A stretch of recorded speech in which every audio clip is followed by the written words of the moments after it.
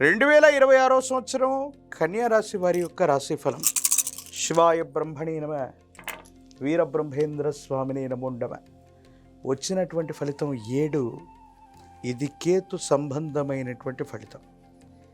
కన్యా రాశి జాతకుల జీవన గమనంలో కొన్ని విచిత్రవంతమైనటువంటి సంఘటనలు జరిగేటువంటి సంవత్సరం. ఓ రకంగా చెప్పాలంటే ఇది భాగ్య సంవత్సరం కూడా.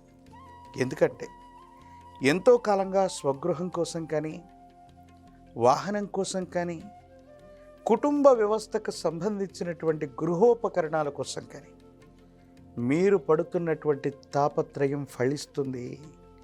భగవంతుడు కాలం మీకు అనుకూలించినట్టుగా ఇంటిని కొనటం, స్వగృహంలోకి గృహప్రవేశం చేయటం, లేదా వాహన సంబంధమైనటువంటి అంశాలు, ఇవన్నీ కూడా సానుకూలవంతమైనటువంటి ఫలితాలకి కారణమయ్యేటువంటి అవకాశం కూడా ఉంది.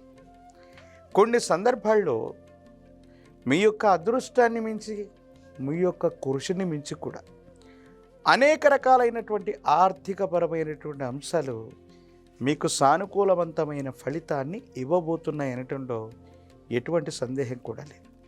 ప్రత్యేకించి కొంతమంది మిత్రులతో మీకు వాళ్లకున్నటువంటి అనుకూలవంతమైనటువంటి సంబంధ బాంధవ్యాల వల్ల వారి యొక్క సహకారం లభిస్తుంది, అనుకూలవంతం అవుతుంది. యోగదాయకమైనటువంటి ఫలితాన్ని తప్పకుండా మీరు పొందేటువంటి అవకాశం కూడా కనబడుతూ ఉంటుంది.